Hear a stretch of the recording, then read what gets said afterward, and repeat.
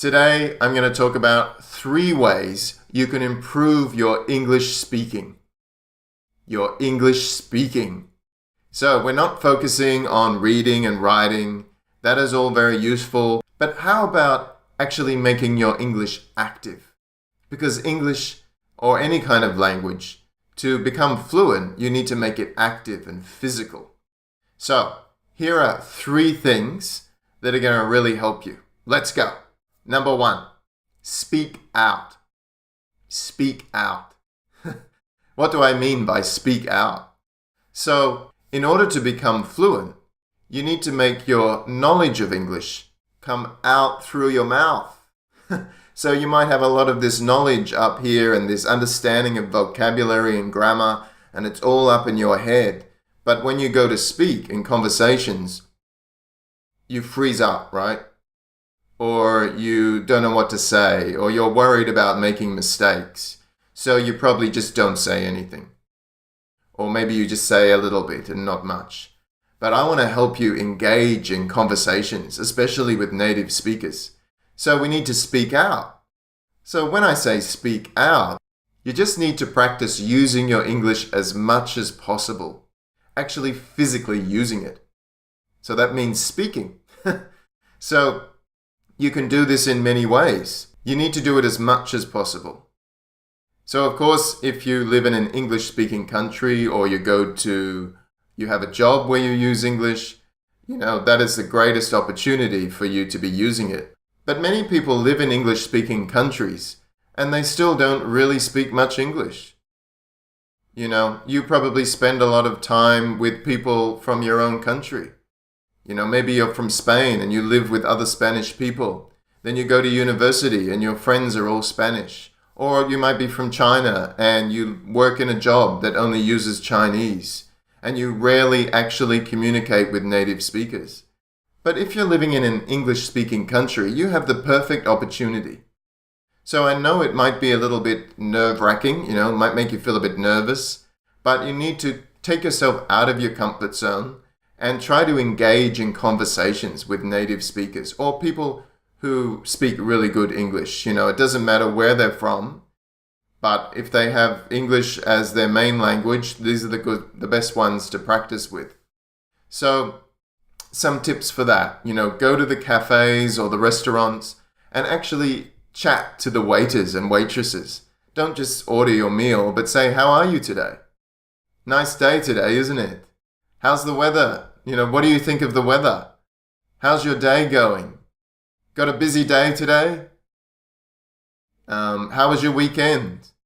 And then see what happens. You might just have a short chat. That's okay. They might be busy. But at least you have a little bit of interaction and it gives you some confidence. The same when you're waiting at the bus stop or the train stop.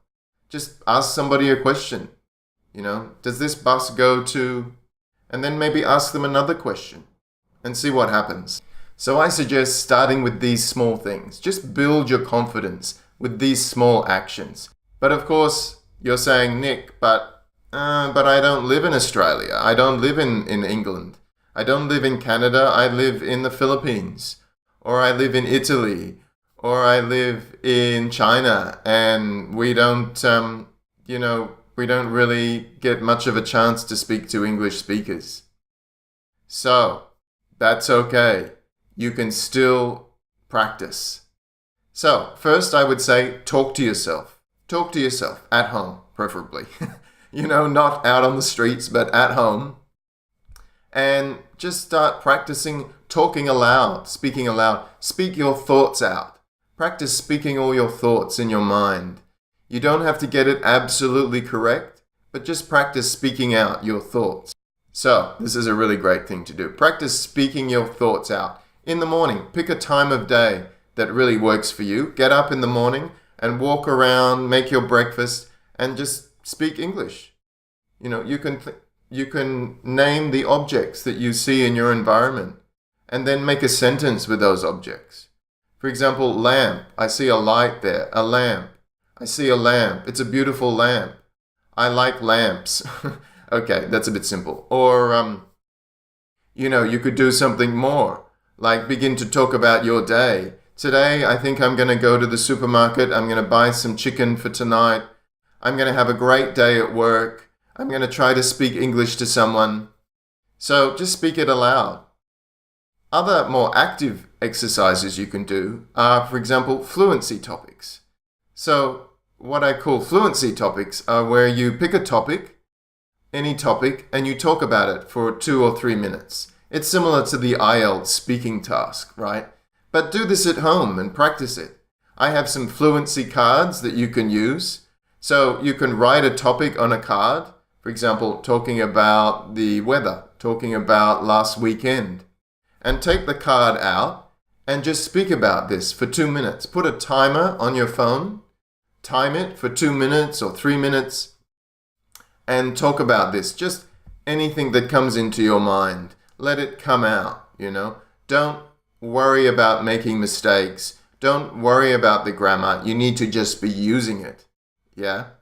So I would suggest start with 1 minute and then gradually increase your time. So, the next week you can do 2 minutes, or the next month you can build to 3 minutes, and you can start to speak more and more about this topic.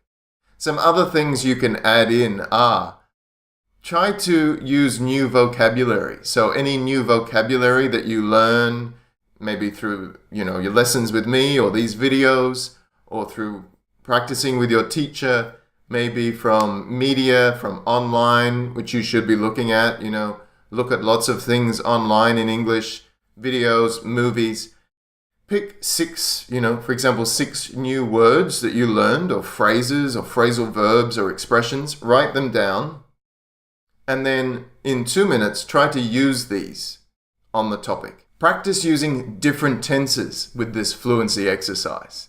So you can start with just choosing one tense. For example, maybe present simple, practicing present simple. So for 2 minutes, you could talk about your daily routine, you could talk about your family, you could talk about your job, and just practice using the present simple with this topic. Then you can go into the past. The next time, practice using the past simple. Talk about memories. Talk about something you did last weekend.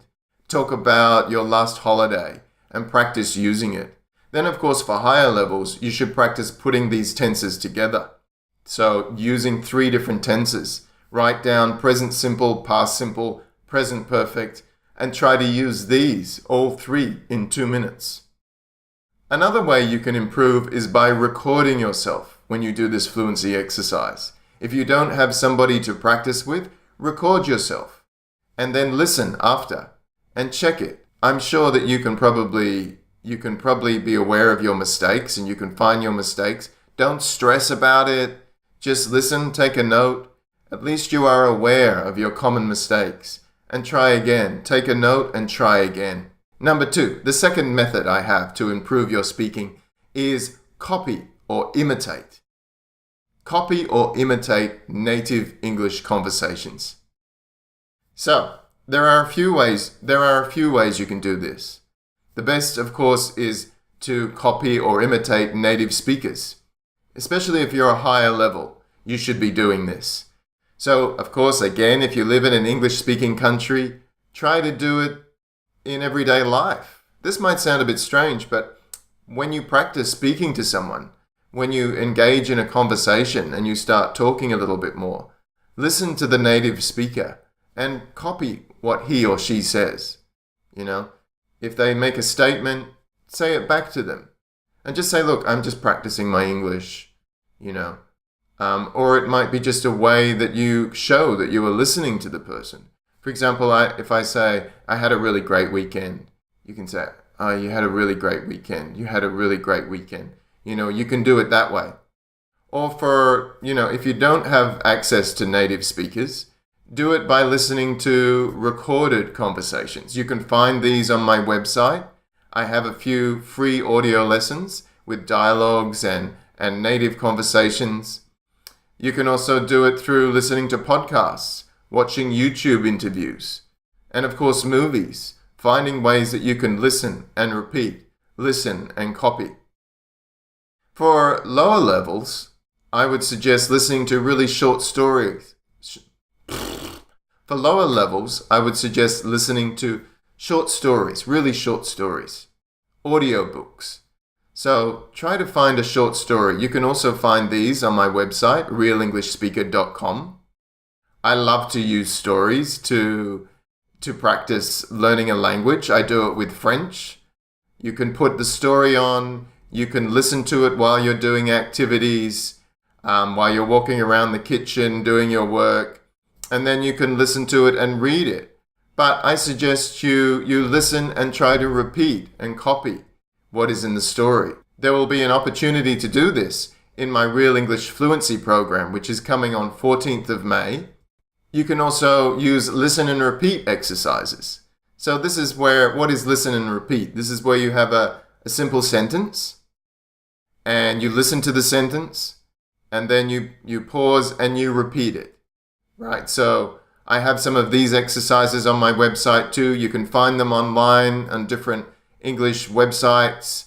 That is really good for improving your speaking and pronunciation. A special tip that I must give you for improving your speaking as well is to slow down. Slow down your speaking.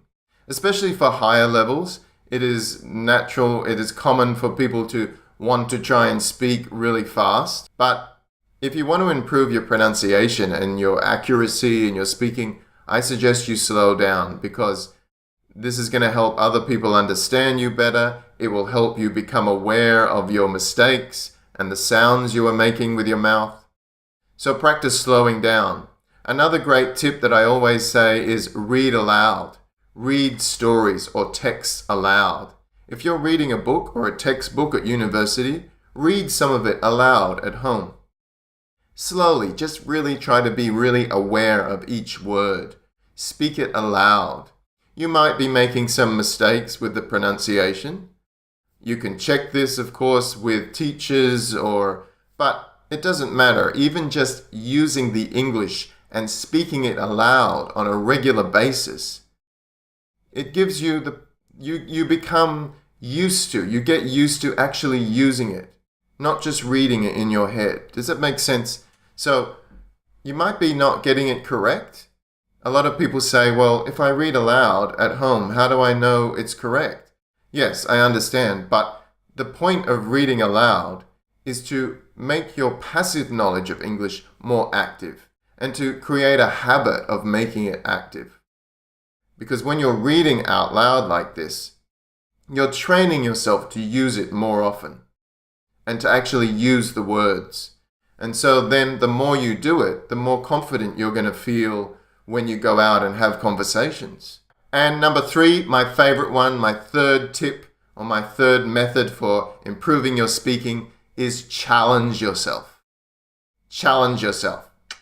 This is the best one. Get out of your comfort zone.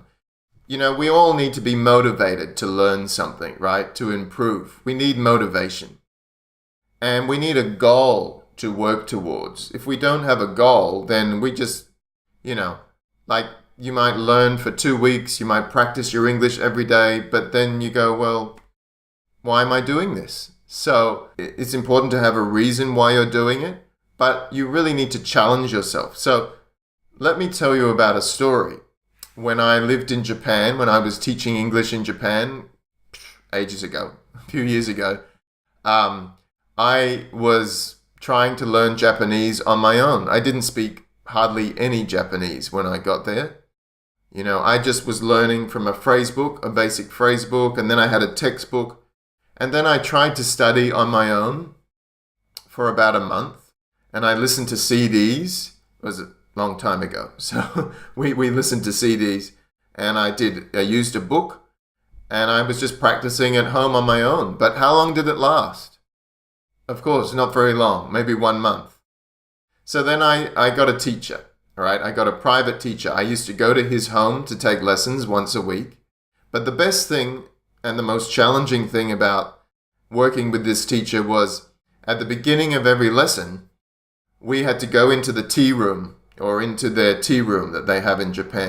So it's a little room where you sit on the floor and you have green tea, Japanese tea.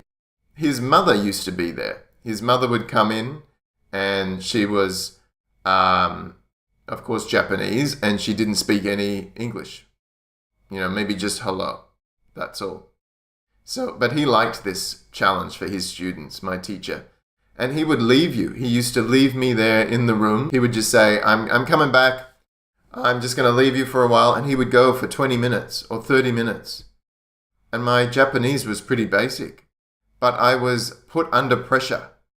He put me under pressure, so I had to talk, Otherwise it was very awkward. So we would just be sitting there looking at each other, his mother and me.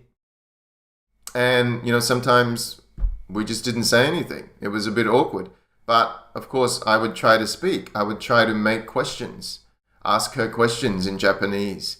And my Japanese was not great. I had to put the sentence together somehow, and I'm sure that the grammar was not correct, and I missed some words.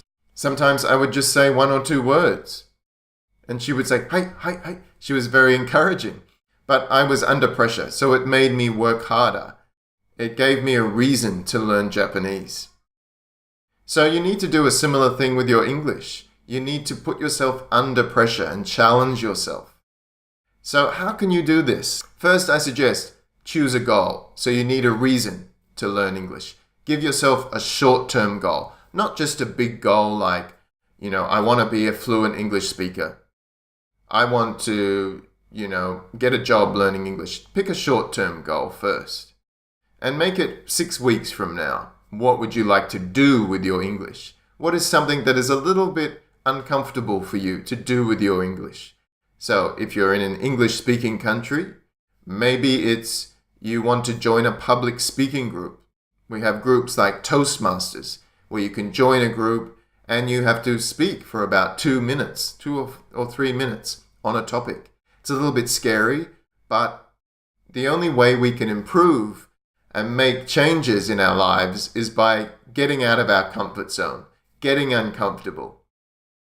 So you could do something like that. Maybe you could join a hobby group where you have to have conversations. So your goal could be, I want to have a 30-minute conversation or more with a native speaker about everyday topics. And I want to do this in 2 months from now. It could be IELTS, maybe that's your goal, to get a really good score in IELTS. But you should have a bigger goal than that, something that means more to you. So, some other suggestions. If you're not in an English-speaking country, maybe it's to travel. Maybe in 6 months from now, you want to go to England or Canada or Australia, and you want to have a big holiday here. You want to look around and you want to speak to English speakers. Maybe another challenge could be giving a presentation. Giving a presentation at work, even if you don't have to. Offer to give a presentation on a topic in English. Or give a presentation to a hobby group that you join. Make an English video. If you don't have these other opportunities, challenge yourself to make a video in English and post it on YouTube. Or post it on a Facebook group, or post it to my Real English Speaker page, or my private group that I have, the Fluency Challenge group. So there are many things you can do to challenge yourself. You could also join an acting class where you learn about acting, even if you don't want to be an actor. This is a great way to get out of your comfort zone and to interact with other people. Of course, it needs to be in English. So if you're able to, if you have the opportunity, just join a beginner's class. You will practice doing fun exercises. You will do scenes. You will read plays. I mean, this is an excellent way to get confidence. I know, because I'm an actor. Of course, I do it in my language, but you can get a lot of communication confidence with your communication through doing this. All right, guys, see you soon.